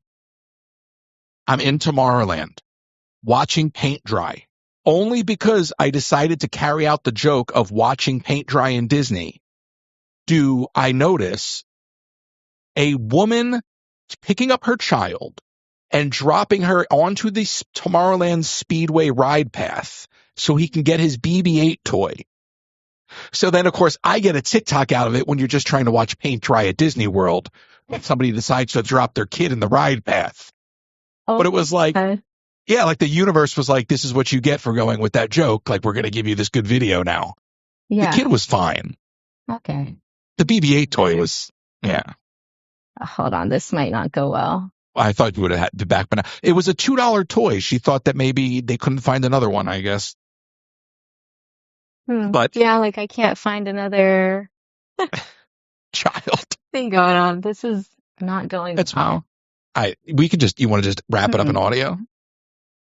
We'll just comp in like a still shot of you. This cam link is just like not turning on. It's because we're live. I stop recording, it'll do it. It's not going to. It's not going to hear you. It's okay. I was wondering if I could like zoom into my webcam or not. This is such better. We're back, by the way. I don't know where I'm going to cut that out. It's kind of been a chaotic show, but we knew that going into it. Siri, this lighting is so much nicer. It is, except, okay, maybe I should have kept that on. Yeah. Is that what you're doing? Trying to block the light behind you? I'm trying to block the light behind me. It's not working. Such a nerdy thing to do. I know. Just like, don't look at that. It's like, what is she doing? She's trying to like. And that's the thing about my Sony is like, I just, you know what? It's the filter I have on it. It's the different settings. I don't want to talk about it right now. Sorry. No. Got too into my head. No. We'll talk later on cameras. But this lighting I like. Yeah, I'm like right. It's because I'm right in front of it now. And before I was like in the middle. You got some hot spots, but that can be dealt with. Yeah. And then okay, whatever. Now we're going into. I know. I don't like my live stream lighting right now. I need to work on it. Like it's too dark and it makes me look like I don't know. But this works. And I like kind of having half the TV in the background and whatever's going on over there. And we could have seen the porta potty this whole time. You could have just. Yeah. I mean, now you could see some of my junk back there with my new headset because I just got these. Look what's going on back here. Yeah. So I did want to talk technology anyway with you. I know it would kind of go a little all over the place there for a minute. And that's fine. Yeah. I saw you post a picture on Instagram. You right there? I'm just trying to move. You're hilarious. Wasn't ready. Okay, I'm ready. Change too? Is that a different shirt? I changed. I actually did my hair again and my makeup, and now I'm good to go. Amazing. Thank you. Plot twist. Larry didn't change at all. Larry never changes. She comes back like her hair is blue. Larry. Hey, Larry. Hi. All right, Larry, go back. It's not your interview. It could be. All right, what were we talking about when the camera decided to really turn off? I don't know. And I didn't really want to edit any of this. Could you imagine if I don't? Please don't. Show them how terrible doing this is. Okay. Yeah. That was me on a podcast with you for just 1 hour. Just 1 hour. And then the cam link's working again, by the way. Elgato makes crap products. And if you don't believe me, go scroll back in my Twitter and my Instagram because I've lambasted them for it. You know why? Because I went to VidCon with TikTok. Uh-huh. Okay. And I made this big video and gets tons of views and all these very exciting things. And so I go to VidCon and I meet with the Elgato guys and they're like showing me all these cool things. And I'm like, oh, wow. All right. Because I had the whatever it is. It's like a USB stick. The cam, like, what do you got? A safety cable there? I don't know how this got in here. Let me do this real quick. All right. Must have been a fidget thing. I feel like I just feel like I'm looking in the mirror as a creator because I just keep them hanging like everywhere. Like I was like, where am I Yeah. going to put this? I was just hanging on a safety case. I just hang stuff everywhere. I'm just like, oh, and everything's kind of a mess. I do. I have a USB thing for software. Anyway, it's like the ADD Yeah. is rampant. But so I go to VidCon and I talk to these Elgato fools, and they're like, "Oh yeah, you're gonna love the new blah blah blah blah blah." And I go out and I get it. The guy never gets back to me from Elgato. I go out and I get it. It doesn't work with anything they said it was going to work with. It doesn't do half the things they told me it was going to do. They offered me no support. It took me down the tech rabbit hole. I go down tech rabbit holes that get very, very dark. What I Yeah. mean by that is I not only will I get like I'll learn things, but if I can't learn something, I will go so deep down the hole and shut everything else out around me until I solve the problem. Yeah. And then once the problem's done, I'm over it. I don't like the thing that I fixed. I don't even want to touch anymore. I'm like, I fixed it. Exactly. I don't want to touch any of this stuff. I'm like, I'm so done. Like, and I feel bad because like I haven't even launched the show yet. So it's like I'm already done and the show hasn't even started. Likewise. I mean, Yeah. the same way. And I built this machine and I'm like ready to go and all these different. So what do you have going on over there? Do we even want to talk about it on the air in terms of just tech? I mean, you using OBS obviously sometimes. Yeah, I mean, it's a blend. So I'm trying again because we were saying how much we don't like TikTok Studio. So I am blending OBS with TikTok Studio. And then that is saving me some headache. So that's nice. And that's kind of like it. I have a lot of stuff going on around me, but I don't want to talk much about it. Yeah. But let me ask you something. So you're using TikTok Studio because if you use OBS directly, TikTok will suppress your views. They haven't said that necessarily, but like, right. Yeah. And the other problem is then you don't have access to setting things. Mm-hmm. Meaning you don't have all the access to like your live goals and things like that. Like you can't do TikTok stuff on OBS. Right. So it goes back to the gifting. You know, they're forcing you to use something which is a very clunky program. Yeah. And you can't just put it on a laptop. It's too heavy. It's very clunky. So you're forced to use this thing, right? And then on top of it, you got OBS. You got all these things going on, which means you're just adding points of failure to points of failure to points of failure. And as much as I was joking a moment ago, I'm dead serious too. I mean, you have to laugh it off, but like, doesn't it get to that point where you're like, all I'm doing is putting out fires, and now that it's time to stream, I don't want to do it. I don't do it. You still do. How do you get yourself to that? I can't. I just go, all right, I'm done. How do you? I mean, last night, not gonna lie, I did just log off. Like I logged off. I didn't care anymore. But I think the reason I do it is because I gotta pay for food. You know, like again, what I said is I quit my full-time job. I only have a part-time job now, and that only pays for my rent. And like that pays for my rent, and then half of it goes towards my medical bills that I was saying, but then the other half has to go towards like it's just adult things. Like it's not even fun. And so if I want food, if I want to go out, like if I want a new shirt for a character or like these new outfits I got and new hair for the whole new show, like I have to stream. Like my audience knows that. I tell them like, hey guys, this is going to cost me like I'm so transparent. Maybe I'm too transparent. I'm like, hey, this is going to cost me $890 and I don't have that. And can you guys help me? And so then they'll help me get that. But it's just, I have to go online, and part of me doesn't want to anymore, and part of me just wants to quit it altogether and just go back to corporate world where I just work 40 hours a week. I have amazing health care, and then that makes me so excited thinking about health insurance, which is really sad. But that's like my main thing. Yeah, I just want good health insurance, and I want to be able to go to the dentist and not have to worry about the bills that much, and I don't want to have to think of how to make people laugh every single day when I'm not feeling good and I feel miserable inside, but I gotta go on, you know. And so I will still do it, because if I don't do it, I won't be able to do the things that I need to do, and I even want to do. I won't be able to do the things I need to do. And yeah, and it's not like I hate it like completely. I just hate the technology. Like, I just hate the tech, and then I also hate being pushed for I guess, like, I hated the Road to Superstar things. I stopped. I only signed up for it a few times until I realized you didn't have to sign up for it. Because, like, when they talk to you, it sounds like you have to do it. And then I realized, I was like, do I really have to? And they're like, no. I was like, oh. And so then I stopped doing it. And then when I would watch other creators complain that they have Road to Superstars, I'm like, you're a liar, you know? Like, you signed up for it. And I'm not going to say anything, but you're a liar like, for being so. It's so much wrapped around leaderboards, and look, it helps. It helps. Mm-hmm. But when you break it down to just like, I'm logging on because it's my job, I may as well go back and get. So let me ask you, because I've had these thoughts. You go back, you get that corporate job. How long do you last? You mean like of like being happy on there? Yeah, because I mean, you go back to the corporate job. I mean, what was it? What, you get 2, 3, 4 months out of it? I mean, can you do a year before you go, this isn't me, I need to be my own boss?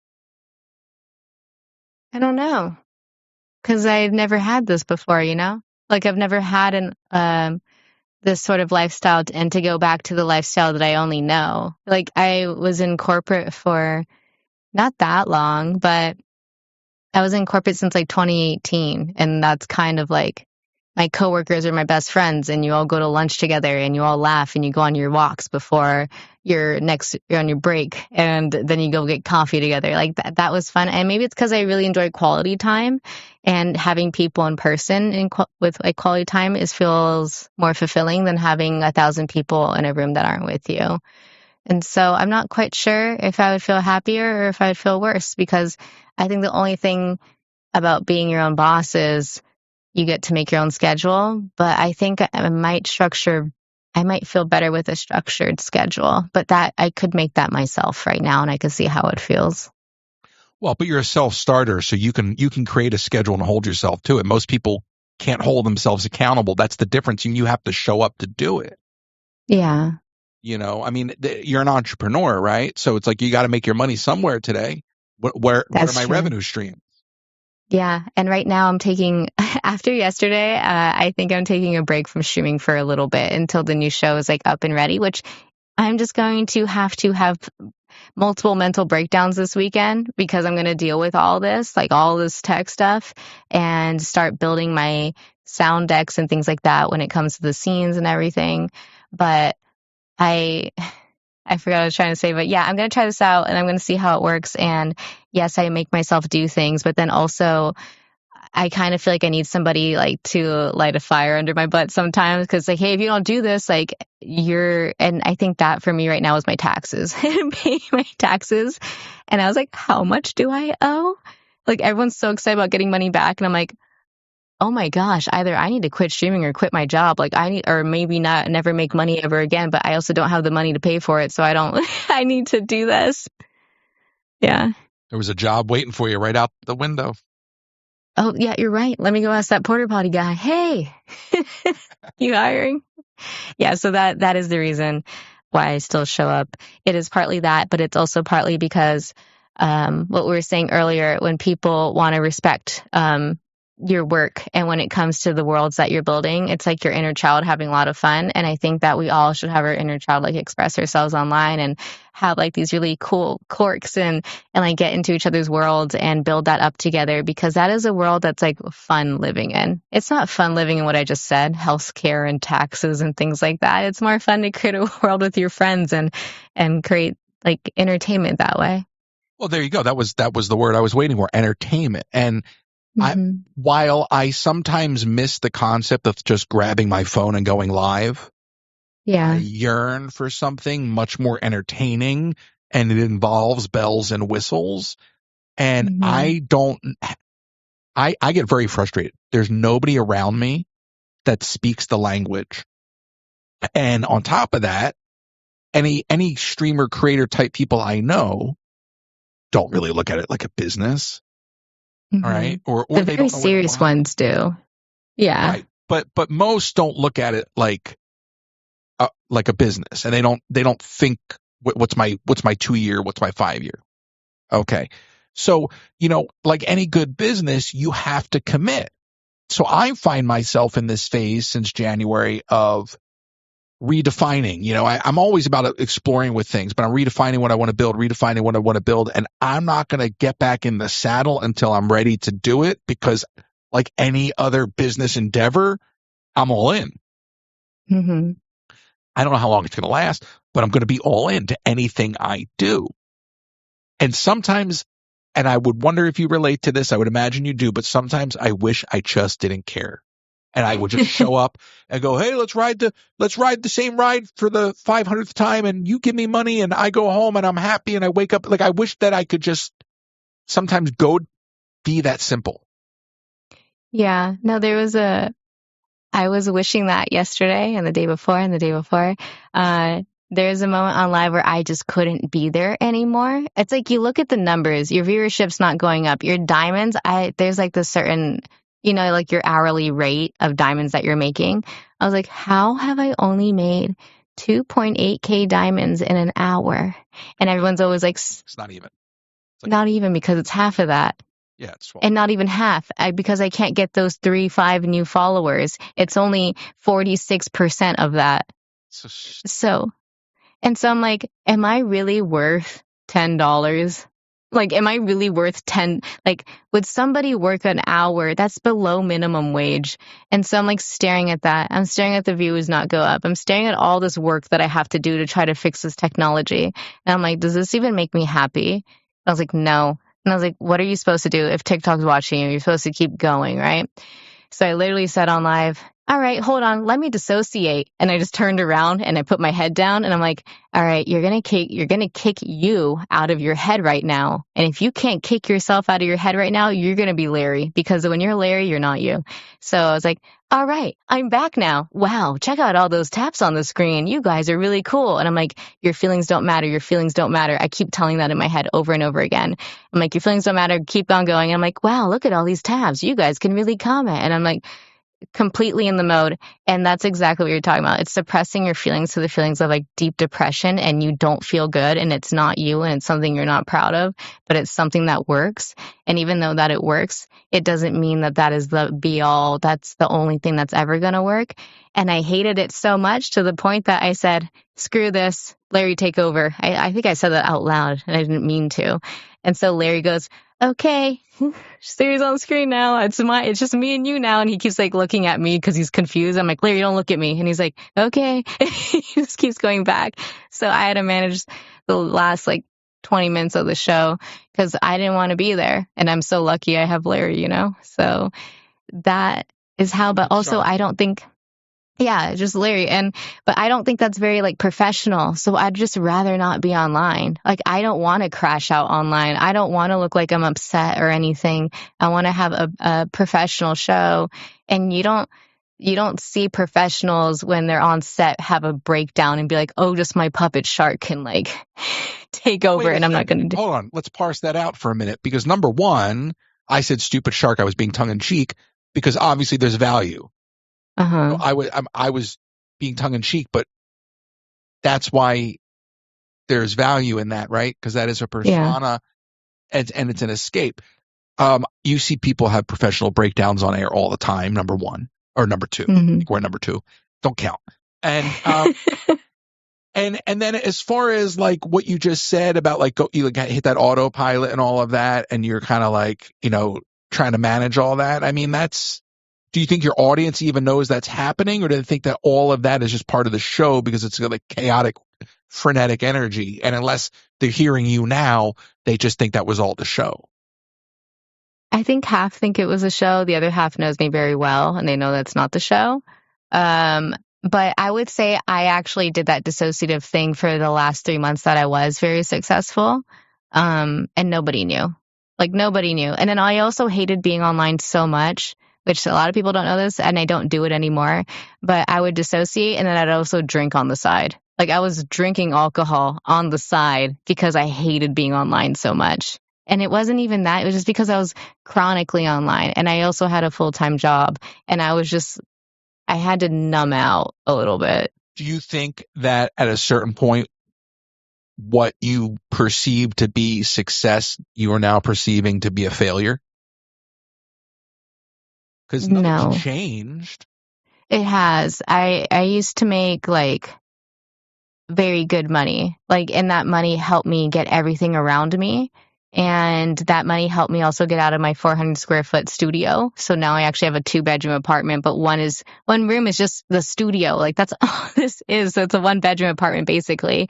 And like now I can walk around, but I need money to sustain this place and I don't have that. And it's because I shouldn't just blame it on that. But when you get a Lipro badge, everyone thinks like you're doing really well and you're so successful all the time. And I'm like, like I haven't even made 1 million diamonds in like 3 months. And you're supposed to, a Lipro badge is 10 million diamonds and you're supposed to get 5 mil every other month to sustain it. I'm just a good creator, I guess, that tries to strive to be her best. So I get to keep it because I'm trying to do this other stuff. So they told me to view it as like a verification badge on my profile, in a way of like, you're trying. It's I it's have a, you're basically trying. it's basically to encourage people to keep hitting that threshold. Yeah. And you don't, and then the thing is like, what's the point of even telling people that is if they don't even hit the threshold, they still keep the badge. Right. So they're selling a perception of you having and then that becomes complex on a multitude of levels. But I guess what I'm going to try asking this again because maybe I asked it wrong. Mm-hmm. The very thing that got you success, you now find, and I'm not trying to put words in your mouth, I'm just relating from my vantage point, resentment towards doing. So to me, it's kind of interesting how you start to look at that as like a failure. You're like, like, oh, I should be doing more. And I'm like, well, there was a time where this was paying the bills and this was good enough. And I don't know where the switch go. Like, I don't know if it just becomes several small things that just, it's like it all comes the final card, in the Yeah. house of cards. But it's just one of those things where I don't know.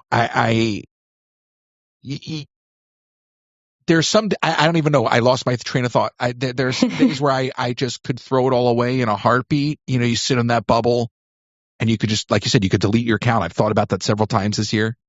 Mm-hmm. I'm like, but I worked too hard, but to steer that ship and turn it all the way around in another direction, it's a lot of work.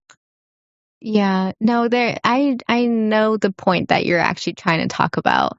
There is a certain point where all of a sudden it doesn't mean anything to you anymore. And there is a point where it was March 2024 and I turned off the camera and I was sitting there exactly this. I'm on like a little step stool right now and I was sitting on the same step stool and I just had a really good night. But also, I was a little drunk when I turned out because I told you I was coping with alcohol. And so, like a little drunk, sitting on my step stool by myself. It is like almost 4 a.m. At my place, and I have work in 4.5 hours.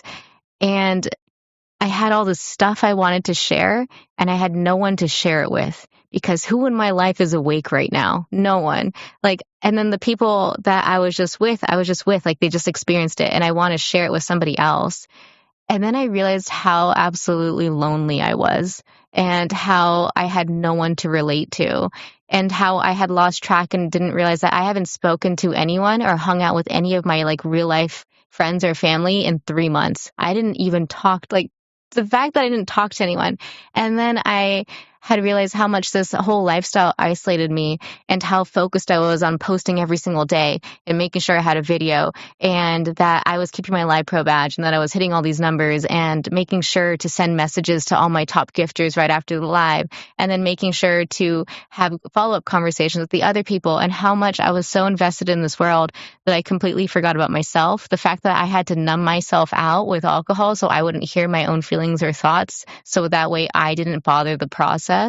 And the fact that all of these people meant more than me calling my mom, And so it was that moment I realized, what is the point of this? And I posted a video, and it's still there. And literally I said, yeah, what is the point of this? You spend your nights alone. You spend your days alone. You work and you work. You have no sleep. And yeah, you can have a lot of money, but what is that going to get you? Like, yes, it pays all your stuff off, but like, I miss people and I miss having something, and I wanted a relationship and I wanted to date somebody and I wanted to go do all these things and live life and go to Coachella and go to concerts and do all these like real life things. And how can I do that when I always got to be live and I always got to make sure I'm home? And how am I even going to like love somebody? And like, I love having phone calls at night with like the people that whoever I'm dating. And I love to fall asleep on the phone with them. How the heck am I going to do that if I'm live till 4 a.m.? Like, why are people on the internet more important than the relationships that I build online? And so it was that day that I realized, and I never went back on live the same after that, because there needs to be a balance. Like that's not good. Right, but that's now you go from one extreme to the other, and I'm with you. But Mm-hmm. I mean, that's that whole struggle. I started to smirk there because I wanted to tell you how you could get to Coachella and crack a joke, but here you are pouring your heart out, and this is the kind of conversation I really want to have. But then there's always like the joke writer, like you have that other voice in the back of me that's like, she could take a porta potty business to Coachella. So, Yeah. I totally get the loneliness. I mean, every day. I mean, I moved to Florida. I had lost a business during COVID. I was living in LA. I moved here to rebuild. I started streaming as a mental health escape. Then it became a business. And there's more to that story I don't even feel like getting into. And I'm all alone. And now that I'm not streaming, I'm not even talking. Like at least I would go stream all day. I'd be talking to people all day. Then you come home and you'd feel super alone because you had all this connectivity and now there's nobody there. You know what I mean? Now I got literally, I'm not even streaming. So I just it's every day. I'm here by myself, those conversations you talk about having with Larry. I'll sometimes do that here. There's no camera. Yeah. I do that too. Sometimes I just look at Larry. Yeah. I got this AI Muppet Miles over here. He was on the other day and him and I were just chopping it up. There was no cameras around. I hadn't gotten to the other side of the room to turn them off. I was doing something. I was just bullshitting with the AI Muppet. Yeah. I was like, but you know what I mean? Or like I picked up Grover the other day and I was like looking at him and he's looking at me and I was like, what are you looking at? And he's like, what are you looking at? And then, and I'm like, this is just insane. And then I'm like, wait a second, that'd be really funny. So maybe that's the creative process, but I find this to be a very lonely world. It is. And they do say the most creative people are the most depressed. Wait. Those buttons are not labeled. That was harder than you think. No, I know. I always hit the wrong button when I'm live. I'm like, did you guys get that? And then all of a sudden it accidentally is the air horn, but it's like a sad moment or something. I'm like, oh, I'm sorry. I didn't read that. What version Rodecaster do you have? Do you have the original? I have the Rode Duo. Okay. So your buttons, you have multiple pages for your sound buttons? Yeah. So I have like 6 different pages and I always do it wrong. Yeah, but do you have a button to toggle them? Mine doesn't. Oh, yeah. I have a little toggle button. So you can change that or you can swipe through it. How do you toggle your Rodecaster buttons? I have to go into the menu and then I can't go from a page 1 to a page 4 effect. These are only like little squishy buttons. I don't have squishy buttons on my Rodecaster. I think they updated. I must have like the updated one or something. The Duo means 2 buttons. 2 squishy buttons is what Duo means. No, it's the Rodecaster Duo. I know, but I don't have squishy buttons. You have the Rodecaster Uno. Yeah, I have the Rodecaster And I think if I use the software, I could probably. But I was trying to do something the other day. I was trying to record a soundbite for something for OBS.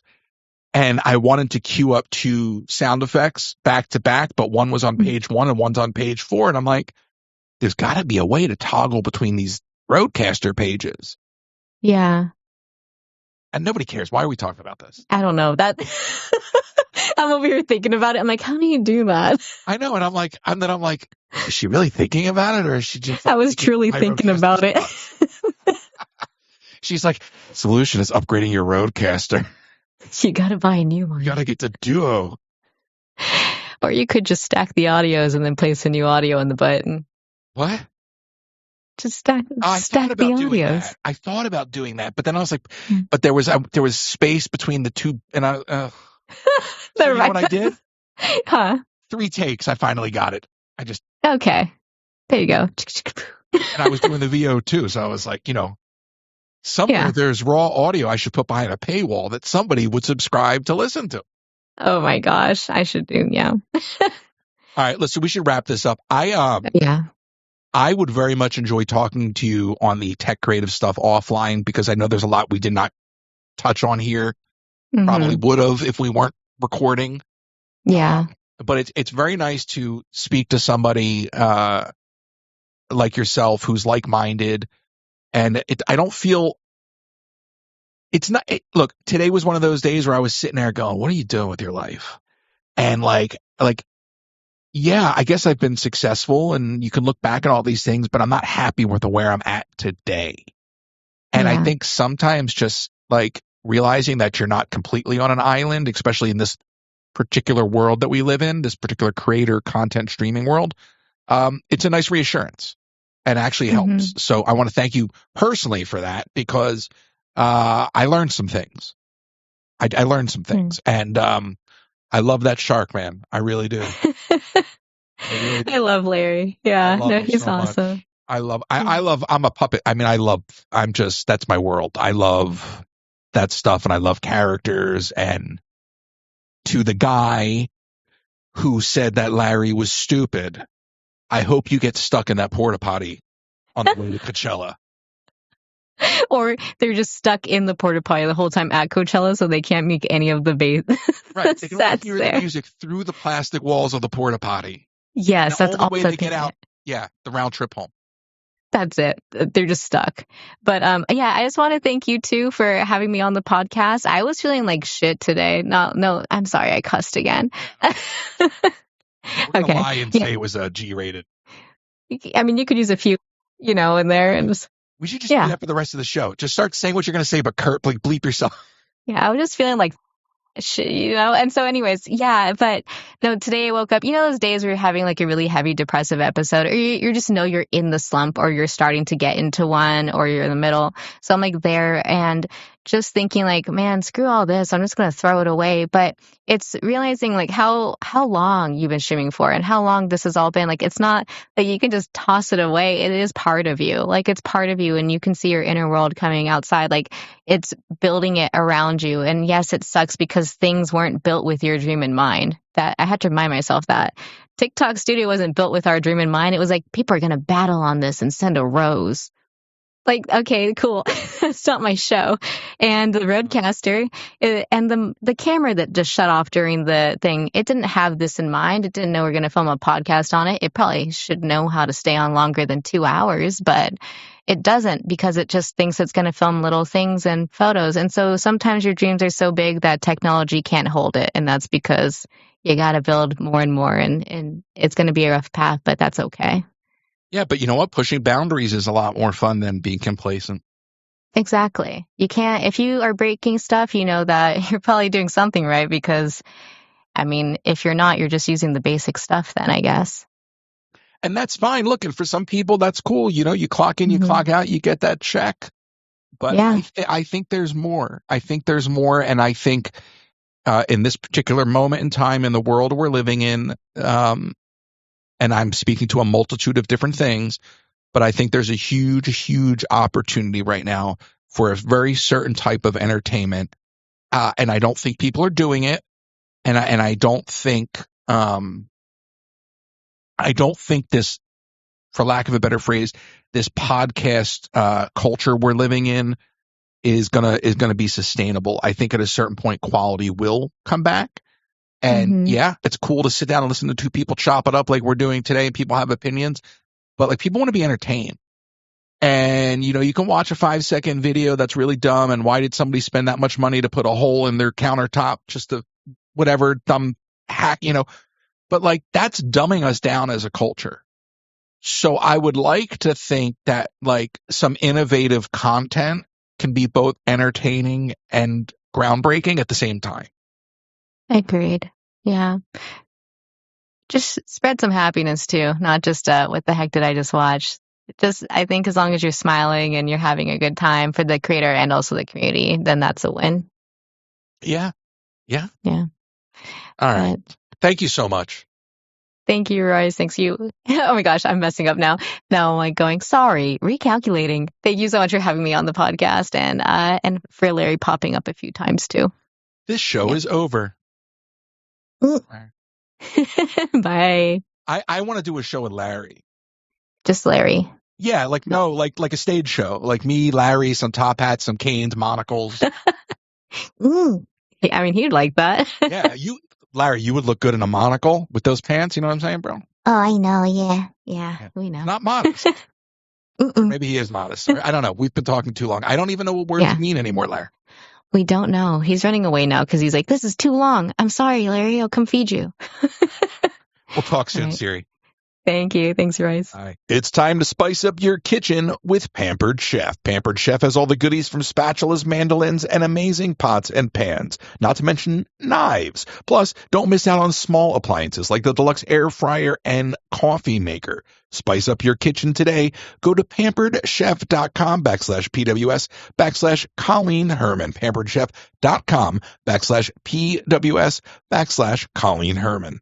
And with no estate plan, you could be leaving those you love the most with high taxes, probate fees, and an incomplete or divided estate and legal fights and fees. If you live in Florida, contact RK Law for a free consultation to discuss the options you have and the tools available to protect your home, savings, and estate for those you love the most. To get started, send an email to russell@rklawpro.com or call 786-566-2456 to set up your consultation today. That's russell@rklawpro.com. And if you're in the market for a 3D printer, visit flashforge.com. With printers starting at under $300, you can begin your 3D adventures today. Visit flashforge.com. And while you're online, head over to Etsy and the Theme Park Factory. The Theme Park Factory on Etsy is a great way to support this channel.